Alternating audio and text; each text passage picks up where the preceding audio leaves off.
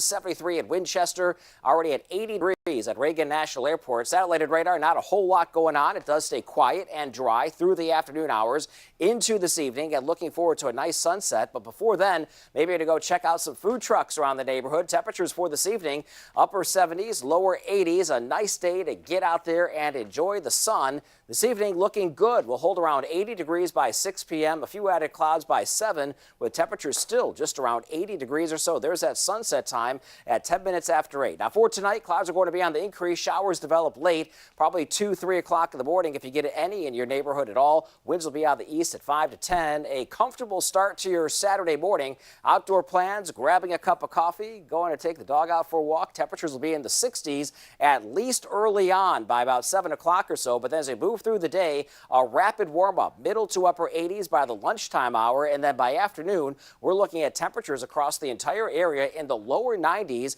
with feels like temperatures about 94 to 95 degrees. So tomorrow will feel very, very hot, and then we'll start to cool things down tomorrow evening as we move into the day on Sunday. Speaking of Saturday night, if you do have plans, make sure you have an umbrella. Could see a few showers that pop up late in the day, late afternoon, late evening, and then moving into early Sunday morning for Mother's Day. If you're an early riser, showers at around 6 a.m., 7 a.m., but we clear those showers out of here as we move into the day on Sunday. Speaking of Sunday, Mother's Day, showers early, clearing out midday, temperatures near 80 degrees. We will see showers redevelop again by 8 o'clock in the evening. Here's your 7-day outlook from Stormwatch 7. We do have cooler temperatures for the day on Sunday, but back to almost summer-like temperatures. Monday, Tuesday, and Wednesday of next week, a little bit on the unsettled side with a chance for a few showers and pop-up thunderstorms, but highs will be in the middle 80s. Adriana? Happening tonight, 2020 is going one-on-one with the hero pilots that helped save dozens on board that Southwest jet that had its engine explode mid-air, leading to the death of a woman who was nearly sucked out of the window. ABC's Martha Raddatz joins us live now from New York with more on what we can expect tonight. And Martha, is tonight's episode called Nerves of Steel? It is called Nerves of Steel, and that's for a reason. That pilot, Tammy Jo Schultz, and her first officer, Darren Ellisor, both have nerves of steel. You talk to them, and they are so calm and steady, and even describing what happened in that cockpit. They knew right away they had lost an engine. The plane banks very sharply to the left. They are feeling rushing air, as Darren described it to me. It's like rolling down the windows on the highway, but in this one you're going 500 miles an hour. So this air is rushing around. They are putting on their oxygen masks, and it's not like the one you put over your face in the back of the plane. It's a big oxygen mask. It's like looking through ski goggles, and still they're flying that airplane, trying to figure out how to stabilize it and land it safely. And then tragically, they hear that someone has been sucked partway out the window in the back, but they still have to concentrate on just getting that plane down. It's an incredible story. We talked to the passengers as well, who give us some details we've never heard before about how terrifying it was back in the main cabin. And I saw a clip of tonight's episode, and Tammy Jo Schultz, the pilot there, said that she really wasn't supposed to fly that day. It was just coincidence that she was on that plane.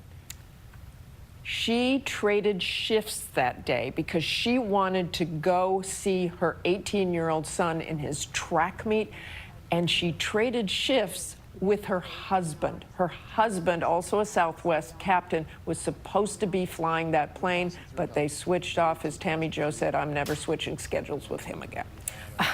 No, that's right.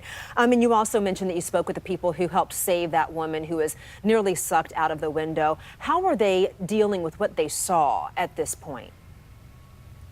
You know, Adriana, it's really difficult for them. It is. Holly Mackey, who was in the row with Jennifer Reardon and saw her sucked partially out and tried to pull her in, and there was a young woman, young teenager in between them. It's very hard for Holly. I mean, she will never forget this. She did everything she could to help. She doesn't believe that Jennifer suffered, but Holly says she placed her hand on Jennifer's back just in case she was conscious, just to make sure that Jennifer knew that somebody was there and somebody was with her and somebody was trying to save her. And I recall reading a few interviews with some of those passengers there. And as you mentioned, the force of that window being blown off of the plane and everyone kind of being pulled that way. That woman, Holly, said that she kind of held on to the person in the middle seat between her and Jennifer to make sure that they were all together. Yeah, and she was holding, that was that young teenage girl, 12 or 13 years old. Holly was just holding on to her. And Holly said the plane really had tilted towards that window. They all thought they were going down. Wow. All right, Martha Raditz, thank you so much for your time. Looking forward to that report. Nerves of Steel, that is tonight right here on ABC 7 at 10 o'clock. We'll have much more here at noon, but first, here's what you'll see tonight at 11 o'clock. Good afternoon, everyone. I'm ABC 7's Allison Starling. Tonight at 11, 7 on Your Side investigates. Is Facebook one of the world's largest platforms for the trafficking of endangered species? You can go on Facebook today and you'll see every single endangered species for sale. Some live, some